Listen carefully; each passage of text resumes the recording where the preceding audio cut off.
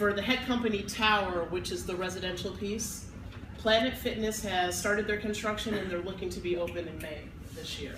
And they're about 15,000 square feet, and we're working with the team at Planet Fitness to have a career fair, and we'll be in touch with the ANC about that in the coming weeks. So Ari Jensen, he's a business owner in DC. He operates Denson and Penn Quarter, Gibellina, Barcelona, Aqua Adue. He's opening 3 restaurants in Hex.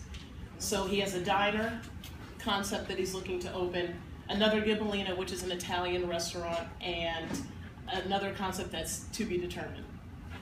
And all those businesses will have entrances on Fenwick Street. So Ms. Gordine, is it safe to say that this is an exciting time, you know, to live and work and visit ANC 5D? Yes, it absolutely is. Right. And if any of you guys have not been to any of Ari's places, I highly suggest you go. They're quite amazing. Especially Gibellina. On the 1500 block of Oakey Street, which is the undeveloped piece, it looks like it's just a 1-story warehouse. That's going to remain right now the frontage of New York Avenue. That's a separate development, and that nothing has really come as far as design. But the back end that's facing Oakey Street, we have 3 leases that we're tracking right now. One of them is Bicycle Space, which is probably one of the best bike shops in DC. If you own a bike, you definitely need to take your bike there. I think he is opening in the next month or so. We also have Bikram Yoga, which is hot yoga, and then CrossFit Hierarchy, which is a young business owner, and CrossFit, if you're not familiar with it, it's basically like boot camp, exercise boot camp. So you can work out and then eat some healthy food and then go to the bar afterwards. It's Papa's Tomato Factory, which is on the 1400 block of Oakey Street. Right now we're doing quite a significant amount of demolition work. It currently has an English style basement, and we're looking to expand that. So the basement would be about 100,000 additional square feet of retail. We're with the Heck Warehouse District, we're trying to keep that warehouse feel. But the intention for Papa's is to have a mix of furniture, fashion, and food. That's the theme. We're not tracking leases as of yet, but excellent. Douglas and Paul are touring that site daily. Let's see, the residential piece at the tower, I'm going back and forth. So right now we're phasing the residential delivery. The first 100 units will be delivered in August of this summer. Oh wow. 100 more units in September, and the remaining 131 will be delivered in October. Are these rental? Yes, they are rental units. And Bizzuto is handling the marketing and leasing for the units, but they won't start doing that until 60 days before the August timeframe. But for those of you who aren't familiar with Bizzuto, they are the apartment complex owner and operator in DC. And I think they probably control most of the market here. And they're very good and they have excellent ideas. We're really excited to work with them.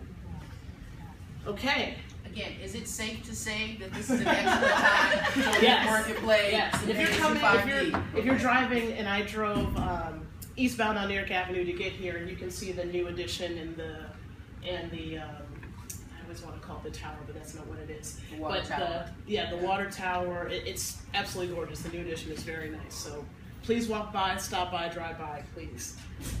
So everyone's favorite place, the place formerly known as Love Nightclub. We own that as well. And we are in talks with 3 potential users, all of which have a rock climbing wall. And so the goal is to have a family-friendly rock climbing facility. So that's all I can disclose, but we're very excited and they're very excited too. Lastly, on the 1400 block of New York Avenue, but across the street where the Amtrak, CSX, and I think the district-owned land, we have a lease right now with Amtrak to use that land. And if you've driven by recently, you see some storage containers that are lined up there. The goal is to have an open-air flea market, and then eventually turn that into a mix of temporary or permanent retail and office space. So we're still working through that concept, but the first phase is that flea market. Questions, comments, accolades? Yeah. Commissioner Henderson, then Commissioner Lewis. It's always a pleasure seeing you. You all have done such an excellent job bringing back feedback back and forth to the community. And I'm just so excited that this project is actually taking place, because this is truly how you go about shaping your city. It's something that needs to encompass all the views of the many people who are going to be living here, because so often when we look for exciting things to do, especially family-oriented things, sometimes you end up driving way out to Maryland or Virginia, and it's just nice to have these type of opportunities here in the district. So great job. Thank you, thank you. We're very excited. Well, one thing I didn't mention, which is quite important, or did I? I don't think I did. Did I mention Nike? No. Okay. No. Sorry. Last but certainly not least. One of the most important items to our community. So Nike will be taking space at the corner of New York Avenue and Fenwick Street. Their address will be 1403 New York Avenue. They are 16,000 square feet. Just do it. But Yes, even better. yes. And they are looking to open in April. So it's coming very soon. And again, they are going to work with the ANC. We're going to work with you guys as far as doing a job fair. But we're very excited about Nike. Commissioner Lewis, you have a question or comment? Actually, it's a comment. And as most know, I'm a relatively new commissioner, only 2 years. And I have to say that Douglas Development has changed Ivy City Ward 5 as a whole with their project. And for everyone who lives in Ivy City or walks through the neighborhood, you would know that Love Nightclub has just been terrible to the area. So to hear that it's going to be a family-focused rock climbing wall, I'm just like ecstatic, happy. You know, I just love their project. And she did not mention that the Nike that's coming is actually a community store, which means all of their employees give back to the neighborhood. You know, and in our neighborhood, we need the community support and the volunteers. So I just love the developer as a whole and the project that they're giving our community. Oh yes, I eagerly second that. This is an unprecedented opportunity for not only Ivy City, but this entire community, and this is an exciting time. And ladies and gentlemen, hopefully that snowmageddon is behind us, way behind us. We can start getting out, start walking the neighborhood. I really urge you to start, you know, if you live on Bennett Place, you know, come on down 19th Street, Lyman, Lang, L Street in Trinidad. Start walking around the neighborhood and looking at the site. Familiarize yourselves with going over to the Hex Project. I recommend the sesame seed snacks that you can purchase at Mom's. They're excellent source. They're wonderful. And this is a real opportunity, and we want to support you. You've been a developer that we can really respect, that we can work with. I mean, it just doesn't get much better than this. And you all, as far as I'm concerned, you're the standard bearers, and we expect other developers to meet and exceed, you know, the groundwork, you know, the vast groundwork, you know, that you all have laid. And it really works. I mean, your primary stakeholders, I mean, this is just a feel-good opportunity, and I can't wait for, you know, the opening of Nike, the opening of Petco, the delivery of the first 100 units, the delivery of the second 131 units, all of the restaurants and uses that you are proposing. And I certainly encourage each of you to continue to stay engaged and come to these meetings and to weigh in. So as Douglas Development moves forward with a real concrete plan to develop that site at Bladensburg and New York Avenue, that we can be right here at round one to weigh in on what we want, and we can achieve this together. So this is great. Thank you. Thank you so much to the ANC. Thank you everyone for your time. Any questions or concerns or comments? Not done yet. Planet Fitness still coming? Yes, so Planet Fitness is opening in May. May. Yes. Ms. Salam, a quick 2-second update. Wait, I'm gonna do it right from my chair. That's how quick it's gonna be. No, come on up, come on up. Thank you, Ms. Gordine. We love you. Okay. 2 seconds. Okay, 2 seconds. I'm cutting in my 2 seconds. Sorry. Hi, everybody. I'm Malia Salam. I'm here on behalf of DC Streetcar, which has been more and more famous this last week in particular. Unfortunately, I'm not really here to talk much about the future of streetcar, what the newspapers say about it, what Twitter, what Facebook says about it. It's not over until Muriel Bowser sings. That's what I'll say about that. As you know, her budget will be released very soon. And if you're curious about what the future of streetcar looks like, then that will definitely be evident based on the budget. I am here to talk about the present of streetcar. For those of you who live in the community, you've seen these vehicles that have been operating. They've been operating up and down the corridor now for well over 12 months and interacting with vehicular traffic, pedestrian traffic, and we've been concerned, of course, VDOT is concerned about the number of vehicular accidents that have taken place. And so we're trying to raise our efforts to raise awareness about how to interact safely with streetcar. There was a lot of input put out, a lot of information put out about pedestrians mainly and cyclists, but apparently vehicles are still not as sure about the safest way. The main thing, if you don't remember anything I share with you tonight, I want you to know that a vehicle that you see moving at roughly 20 miles per hour in either direction on the corridor, it takes at least 60 feet for it to stop. Not 59 and a half, not 58, 55, it takes 60 full feet to stop if it's just moving at 20 miles an hour. They can go as fast as 35 miles per hour, but you're rarely going to see that on our corridor as congested as it is. So just so you know, but typically they'll be going with the speed of traffic. Streetcar has to follow all regular traffic signals with the exception of 4 locations. And those 4 locations are outlined on the back of this card. Did you know? Those 4 locations, they are designated streetcar traffic signals because either the vehicles have to cross against traffic or it's a really complicated intersection. Like the Starburst is one example. The western turnaround near the Giant on top of the Hopscotch Bridge is another example. And then there are 2 located near Spin Yard, one right at 26 and the other over at Oklahoma Avenue, where they're dedicated streetcar signals.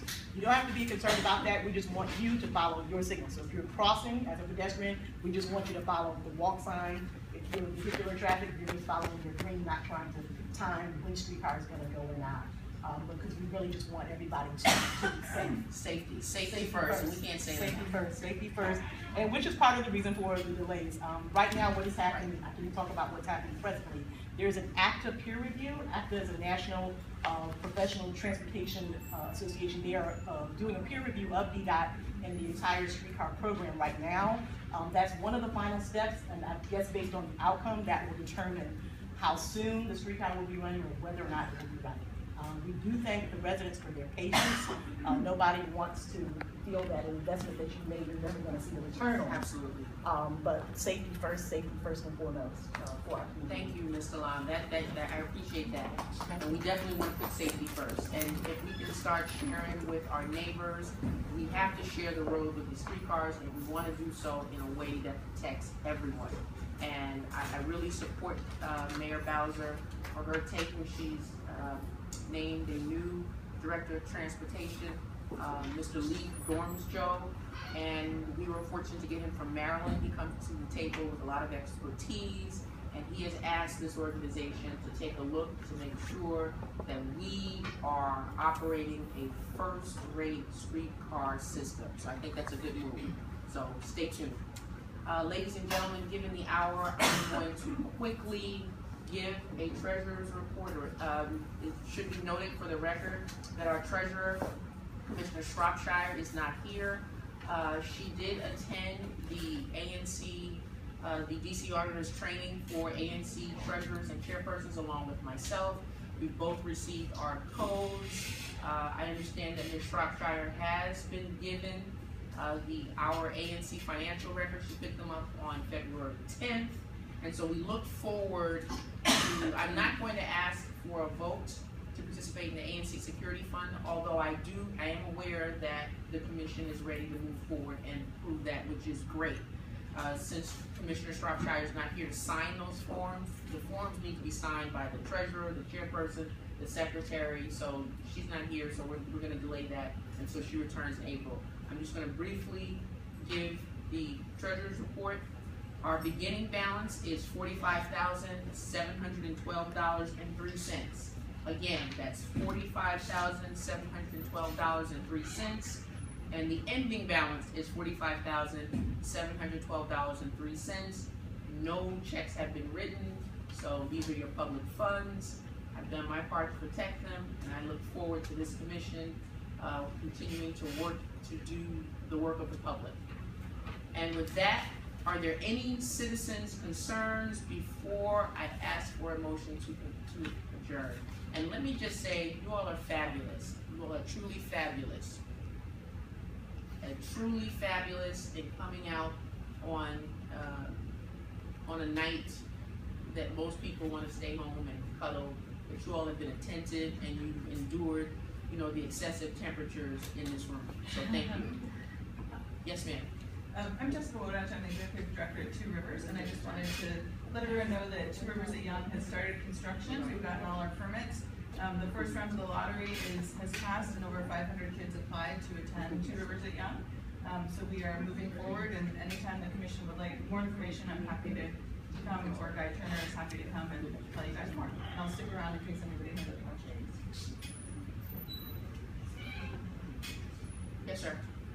I wanted to announce an upcoming mobile market stop that is proposed outside the Family Health and Birthing Center in the 1700 block of I Street. I'm the program director for Arcadia's Mobile Markets. We're a 501c3 DC-based nonprofit with a mission to create a more equitable and sustainable local food system. A mobile market stop is essentially a mobile farm stand. We have 2 vehicles that we last year operated 18 market stops in the DC metro area. Majority of them were in Anacostia. As a nonprofit, our mission is to increase access to healthy, affordable food. So our baseline prices for healthy, affordable fruits and vegetables is very comparable, if not lower than other farmers markets, but we accept all forms of payment, including cash debit, food stamps, WIC checks, senior farmers market checks, as well as the DC Foods Plus program, which I can talk a little bit about as well. But we provide 50% discounts for any transaction using food assistance as well. What's your name, sir? My name is Benjamin Barkley. I look forward to having a single member district meeting where you can come and give us a detailed proposal.